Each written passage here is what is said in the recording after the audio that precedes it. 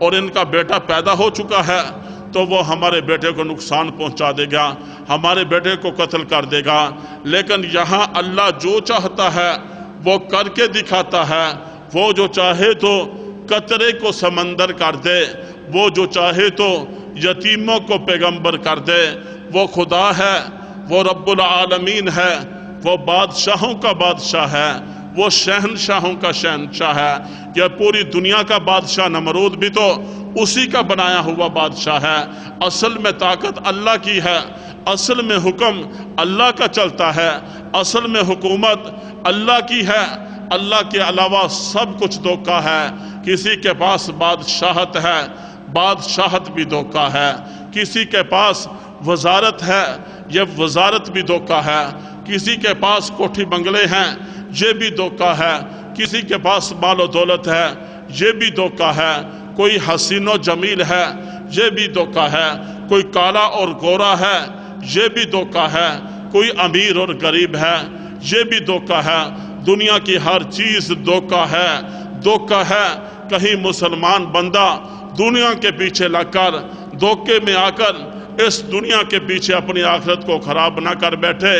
اصل میں جو حقیقت ہے وہ آخرت ہے، اصل میں جو کامیابی ہے وہ جنت ہے، اصل میں جو محلات ہیں وہ جنت کے باغیچے ہیں، جہاں کلین بچھے ہوئے ہیں، جہاں ہمیشہ کے لیے جوانی ہے، جہاں ہمیشہ کے لیے خوبصورتی ہے، جہاں ہمیشہ کے لیے محبتیں ہیں، جہاں ہمیشہ کے لیے چین اور سکون ہے، جہاں ہمیشہ کے لیے تندرستی ہے، ہمیشہ کے لیے جوانی ہے، ہمیشہ کا چین اور سکون ہے، جہاں ہمیشہ کی زندگی ہے، جہاں ایک ایک جنتی کے لیے بڑے عظیم الشان عالی شان محلات ہیں جو سونے اور چاندی اور یاقوت کے بنے ہوئے ہیں، جہاں خوشبوئیں آتی ہیں، جہاں ہمیشہ کے لیے نہ گرمی ہے نہ سردی ہے، موسم معتدل ہے۔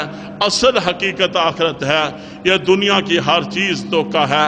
کہیں دنیا کی چیزیں، دنیا کے عہدے، دنیا کا مال و دولت مسلمان کو ناکامی کی طرف نہ دھکیل دے۔ اس لیے یہاں نمرود نے اپنی طاقت کا مظاہرہ کیا، اللہ نے اس کی طاقت کو رد کر کے دکھا دیا اور فرمایا کہ اللہ تبارک و تعالی ہی سب سے بڑا بادشاہ ہے، سب سے بڑا شہنشاہ ہے، اسی کا کائنات کے اندر حکم چلتا ہے، اور اللہ ہی جس کو چاہتا ہے ہدایت دیتا ہے، اللہ ہی جس کو نہیں چاہتا ہدایت نہیں دیتا۔ ہم نے دیکھا نہیں، اللہ تبارک و تعالیٰ نے قرآن پاک کے اندر سورہ نوح کے اندر جو نوح علیہ السلام کشتی کے اندر فرما برداروں کو سوار کرتے ہیں، جب فرما بردار سوار ہوتے ہیں اپنے بیٹے سے کہا بیٹا کشتی کے اندر سوار ہو جا، نافرمانوں کو آج عذاب آنے والا ہے۔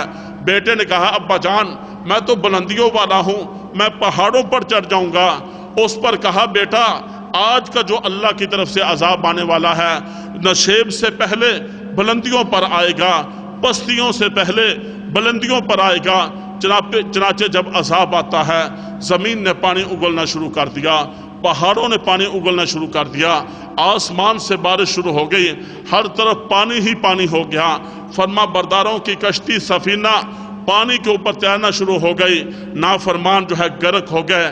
نوح علیہ السلام کا بیٹا جب پانی کی آغوش کے اندر آیا اپنے باپ کو پکارا ابا جان مجھے بچا لے۔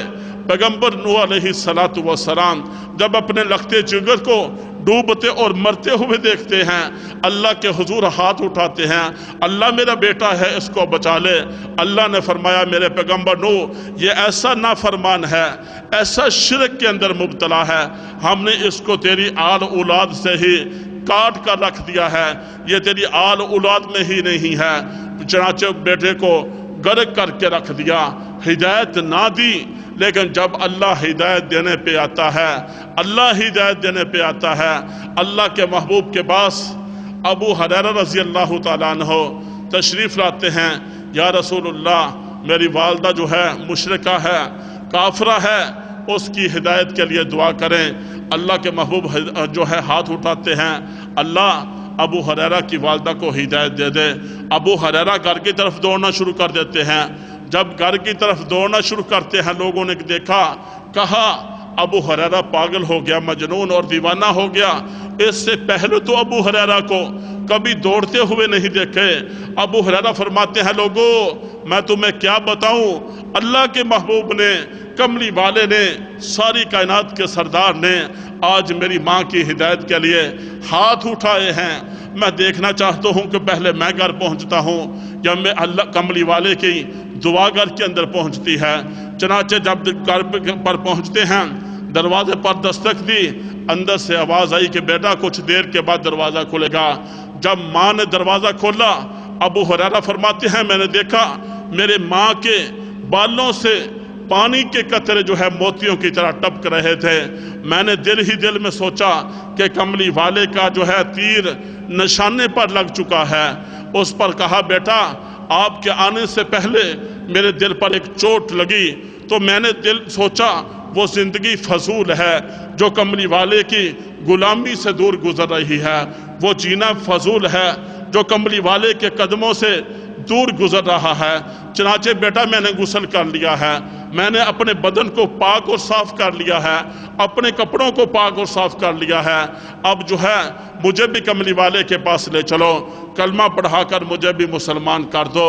یہاں اللہ جب ہدایت دینے پہ آتا ہے ایسے ہدایت ملتی ہے، لیکن جب ہدایت دینے پہ اللہ نہیں آتا، پیغمبر کا چچا ابو طالب ہے، موت کا وقت ہے، کہا کہ چچا کلمہ پڑھ لو، کان کے اندر پڑھ لو، کلمہ ایک مرتبہ پڑھ لو، قیامت والے دن آپ کی سفارش کر کے جنت کا سرٹیفکیٹ دلوا دوں گا۔ اس پر ابو طالب نے کہا یہ لوگ کیا کہیں گے، یہ لوگ کیا کریں گے، مکے کا سردار موت کے ڈر سے کلمہ پڑھ کے چلا گیا۔ چنانچہ اللہ تبارک و تعالیٰ نے قرآن پاک نازل فرمایا اور ارشاد فرمایا اِنَّكَ لَا تَهْدِي مَنْ أَحْبَبْتَ وَلَكِنَّ اللَّهَ يَهْدِي مَنْ يَشَاءُ۔ میرے محبوب جس کو آپ چاہیں گے اس کو ہدایت نہیں ملے گی، جس کو اللہ چاہے گا ہدایت اس کو ملے گی۔ اس لیے ہدایت تو بہت عام ہے، یہ ہوا کتنی عام ہے، یہ کتنی ہوا عام ہے، یہ ہر جگہ پہنچتی ہے، انسان چاہے یا نہ چاہے یہ ہر جگہ ہوا پہنچتی ہے۔ ہدایت تو ہوا سے بھی عام ہے، لیکن ہدایت ملے گی اس کو جو اس کی طلب کرے گا، جو اللہ کے حضور جھکے گا، جو اللہ کے حضور تڑپ رکھے گا، جو اللہ کے حضور دل کے اندر خوف رکھے گا، جو اس کی طلب رکھے گا، جو ہدایت مانگے گا اس کو ملے گی، جو اس کی طلب اور تڑپ نہیں رکھے گا اس کو ہدایت پھر نہیں ملتی۔ یہاں نمرود ہے، پوری دنیا کی بادشاہت کے باوجود ابراہیم خلیل اللہ کو مارنا چاہتا ہے، قتل کروانا چاہتا ہے، اللہ بچانا چاہتا ہے، اللہ نے بچا کر دکھا دیا۔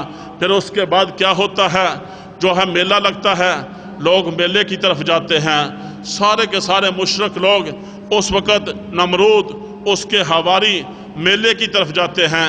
ابراہیم خلیل اللہ کے والد کہتے ہیں، آزر کہتے ہیں بیٹا تم بھی ہمارے ساتھ میلے پر چلو۔ اس پر ابراہیم خلیل اللہ نے فرمایا انی سقیم، کہ میں بیمار ہوں۔ اور بیماری کیا تھی، یہ جو لوگ بتوں کی پوجا کرتے ہیں، اپنے ہاتھ ہی سے بت بناتے ہیں، اپنے ہاتھ ہی سے مٹی کے کھلونے بناتے ہیں اور لکڑی کے کھلونے بناتے ہیں، ان کے سامنے پھر پیشانی کو جھکاتے ہیں، ان کے سامنے چڑھاوے چڑھاتے ہیں، نظریں مانتے ہیں، منتیں مانگتے ہیں اور اپنے آپ کو مشرک ثابت کرتے ہیں۔ یہ چیزیں مجھے جو ہے ان چیزوں نے مجھے بیمار کر دیا ہے۔ یہ اللہ تبارک و تعالیٰ کی سے ہٹ کر یہ جو مشرک لوگ دنیا کے سامنے، دنیا والوں کے سامنے سجدہ کرتے ہیں، ان چیزوں نے مجھے جو ہے بیمار کر دیا۔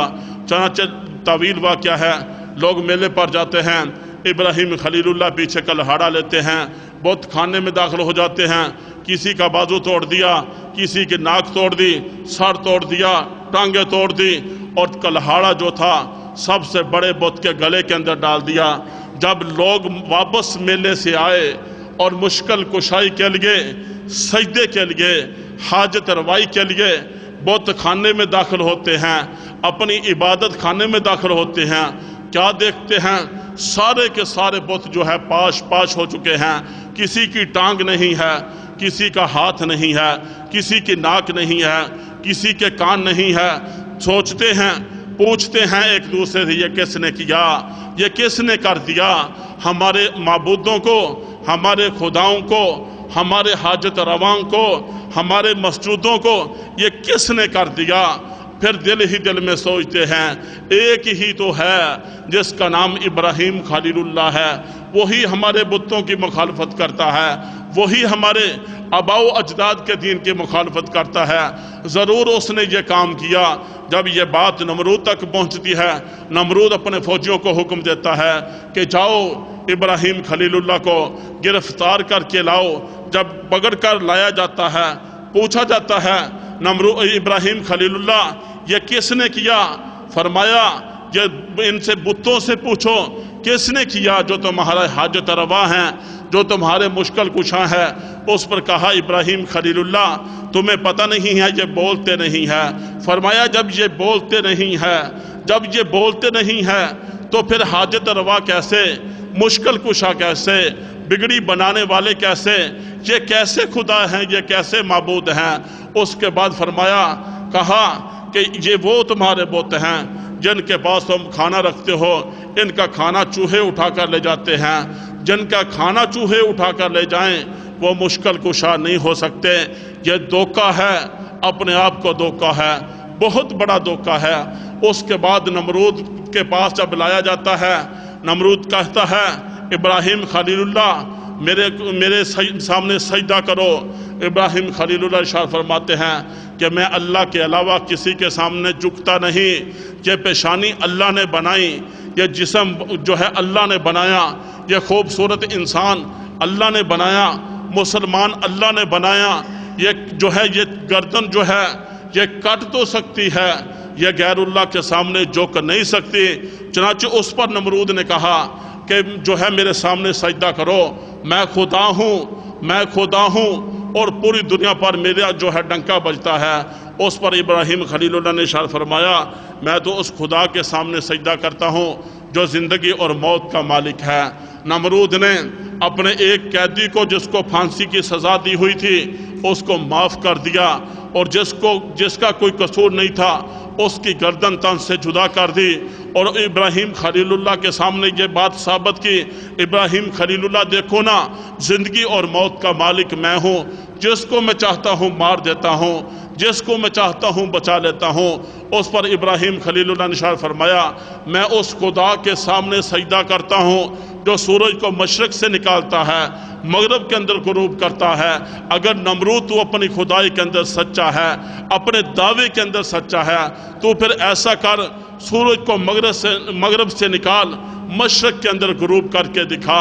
اس پر نمرود پریشان ہو جاتا ہے، یہ تو ہم نہیں کر سکتے، دنیا کی پوری طاقتیں نہیں کر سکتی، یہ خدا ہی کر سکتا ہے، رب العالمین ہی کر سکتا ہے۔ ہم دیکھتے نہیں ہیں کائنات کا نظام کتنا خوبصورت ہے، زمین کا نظام کتنا خوبصورت ہے، اور دنیا کے اندر 7 بڑے خشکی کے خطے اللہ نے بنائے، نظام شمسی بنایا، 7 زمینیں بنائیں، 7 آسمان بنائیں۔ کبھی سورج 1 منٹ اور سیکنڈ بھی آگے پیچھے مقررہ وقت سے نہیں ہوا، کبھی چاند 1 منٹ اور سیکنڈ بھی مقررہ وقت سے آگے پیچھے نہیں ہوا، کبھی رات اور دن کے آنے جانے میں اور صبح اور شام کے آنے جانے میں، دن اور رات کے بنانے میں کبھی 1 سیکنڈ کا بھی فرق نہیں پڑا۔ یہ اس رب العالمین کا بنایا ہوا نظام ہے، جو چاہتا ہے کن کہتا ہے فیکون، بس ہو جاتا ہے۔ پوری دنیا کی بادشاہتیں مل جائیں، پوری دنیا کی طاقتیں مل جائیں، ایک مچھر کا پر بھی نہیں بنا سکتے۔ اللہ نے کس انداز میں اتنا خوبصورت انسان کو بنایا، پھر اتنا خوبصورت بنانے کے بعد اللہ فرماتے ہیں میرے بندے کائنات کی ساری چیزیں، کائنات کی ساری خوبصورتی میرے بندے تیرے لیے ہے، اور تیرے کو میں نے اپنے لیے پیدا کیا ہے۔ اب اللہ نے پیشانی بنائی، اب یہ پیشانی غیر اللہ کے سامنے جھک جائے، کسی دربار پر جھک جائے، کسی قبر کے سامنے جھک جائے، کسی درخت کے سامنے جھک جائے، کسی بت کے سامنے جھک جائے، تو پھر اس پیشانی پر شرک کا داغ لگ جاتا ہے۔ اور مشرک بندہ جو ہے ان اللہ لا یغفر ان یشرک بہ ویغفر ما دون ذلک لمن یشاء، اللہ فرماتے ہیں کہ میں شرک کرنے والے کو کبھی معاف نہیں کروں گا، اس کے علاوہ جس کو میں چاہوں گا معاف کر دوں گا۔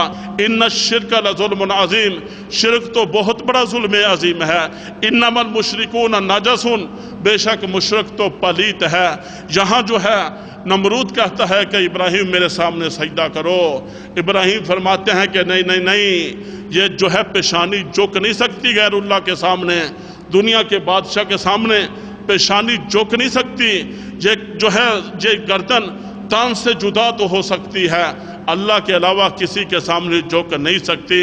چنانچہ نمرود ناراض ہوتا ہے اور اپنی فوجیوں کو کہتا ہے 40,000 فوجی 40 دن تک ایندھن اکٹھا کرتے ہیں، لکڑیاں اکٹھی کرتے ہیں، 12 میل تک چاروں طرف جو ہے ایندھن ہی ایندھن اکٹھا ہو جاتا ہے، لکڑیاں ہی لکڑیاں ہیں، اس کو پھر آگ لگائی جاتی ہے۔ جب آگ لگتی ہے اس کی تپش اتنی زیادہ ہے کہ اوپر 3 میل تک جو پرندہ فضا کے اندر اڑتا تھا، اس جو ہے آگ کی تپش کے ساتھ وہ جو ہے آگ کے اندر گرتا اور ہلاک ہو جاتا تھا۔ اتنی بڑی جو ہے اس نے چیخا تیار کی، آگ تیار کی، اس کے بعد اپنے فوجیوں کو حکم دیا اس کو جو ہے آگ کے اندر ڈالو۔ اب وہ پریشان ہوتے ہیں کہ کیسے آگ کے اندر ڈالا جائے۔ شیطان نے ایک ترکیب ان کو سمجھائی، گلیل نمائی کا آلہ بناؤ، 400 آدمیوں کی مدد سے گلیل نمائی کے آلے کے ساتھ سیدنا ابراہیم خلیل اللہ کو آگ کے اندر ڈالا جاتا ہے۔ آگ کا کام جلانا ہے، چھری کا کام کاٹنا ہے، یہ پانی کا کام پیاس بجھانا ہے، کھانے کا کام جو ہے بھوک ختم کرنا ہے، یہ ساری چیزوں کے علیحدہ علیحدہ کام ہے۔ لیکن یہ اس وقت کام کرتی ہے دنیا کی چیزیں جب اس پر اللہ کا حکم آ جائے۔ پوری دنیا کے ڈاکٹر بڑی بڑی میڈیسن جو ہے مریض کو کھلا دیتے ہیں، ابھی اس کی شفا جو ہے اس کی شفا کا ٹائم نہیں آیا، اس کو شفا نہیں ملتی۔ لیکن جب اللہ شفا دینے پہ آتا ہے، چھوٹی سی چیز سے بھی، پانی کے گلاس سے بھی، دودھ کے پیالے سے بھی، لسی کے گلاس سے بھی اللہ شفا دے دیتا ہے، نمک کی ایک چٹکی سے بھی پھر شفا آ جاتی ہے۔ 400 آدمیوں کی مدد سے آگ کے اندر ڈالا۔ جب آگ کے اندر ڈالا، اللہ تبارک و تعالیٰ نے فرمایا آگ تو میری مخلوق ہے، تیرا کام جلانا ہے، لیکن جلاتی تو اس وقت ہے جب میرا حکم آ جائے۔ اب آگ تیرے اوپر میرا یہ حکم ہے کہ تو گلزار بن جا۔ یا نار کونی بردا و سلام علی ابراہیم، اے آگ میرے ابراہیم کے لیے تو سلامتی والی بن جا، نہ زیادہ گرم بن نہ زیادہ ٹھنڈی ہو، بلکہ درمیانی بن جا، سلامتی والی بن جا۔ ابراہیم خلیل اللہ آگ کے اندر آتے ہیں، اللہ آگ کو گلزار بنا دیتا ہے، اور ابراہیم خلیل اللہ 40 دن تک جو ہے آگ کے اندر رہتے ہیں، اور جو ہے فرشتے آتے ہیں، ابراہیم ہماری ضرورت ہے ہمیں بتا، پانی والا جو ہے بارش والا فرشتہ آتا ہے، دوسرے فرشتے آتے ہیں، اس پر کہا کہ نہیں نہیں نہیں، مجھے کسی کی ضرورت نہیں ہے، جس ذات کے لیے، جس ذات کو راضی کرنے کے لیے غیر اللہ کے سامنے جھکنے سے میں باز رہا، جس ذات کی خوشنودی کے لیے یہاں میں آیا ہوں، وہ سب سے زیادہ میری حفاظت کرنے والی ذات ہے۔ اللہ نے پھر آگ کے اندر ابراہیم خلیل اللہ کو بچا کر دکھایا، چھری کا کام کاٹنا ہے اور آگ کا کام جلانا ہے۔ چھری اس وقت تک کاٹ نہیں سکتی جب تک اس میں اللہ کا حکم نہ آ جائے، آگ اس وقت تک جلا نہیں سکتی جب تک اس میں اللہ کا حکم نہ آ جائے۔ نمرود نے اتنی بڑی آگ تیار کی اور اپنی فوج کا، اپنی طاقت کا، پوری دنیا کے اندر بادشاہت ہونے کا مظاہرہ کیا کہ میں خدا ہوں، میرے پاس بڑی طاقت ہے۔ لیکن اس بیچارے نمرود کو، پوری دنیا کے بادشاہ کو کیا پتا کہ اس پاور سے اوپر بھی ایک بہت بڑی پاور ہے جو رب العالمین کی طاقت ہے، جو رب العالمین کی بادشاہت ہے، جو رب العالمین کی حکومت ہے۔ یہاں دنیا کے اندر رہتے ہوئے ہم سمجھتے ہیں، بعض لوگ سمجھتے ہیں کہ ہمارے پاس طاقت ہے، ہمارے پاس عہدہ ہے، ہمارے پاس کرسی ہے، ہمارے پاس تجارت ہے، ہمارے پاس جو ہے دنیا کا مال و دولت ہے۔ ظلم و ستم کی انتہا کیے ہوئے ہیں، کبھی دل کے اندر یہ نہیں سوچا کہ دنیا کی جو ہے طاقت سے اوپر بھی ایک طاقت ہے، دنیا کی بادشاہت سے اوپر بھی ایک بادشاہت ہے، دنیا کی ساری بادشاہتوں کے اوپر بھی رب العالمین کی بادشاہت ہے، جو اصل بادشاہت ہے، جو اصل حکومت ہے۔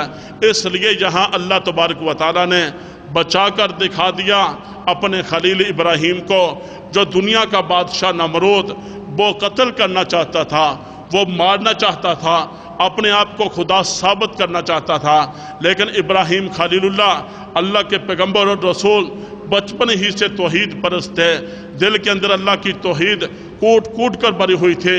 اس غیر اللہ کے سامنے جھکنے سے جو ہے اس کی نفی کی، اللہ نے پھر جو ہے آگ کو گلزار بنا دیا اور بچا کر دکھا دیا۔ وآخر دعوانا ان الحمدللہ رب العالمین۔ سنتے ادا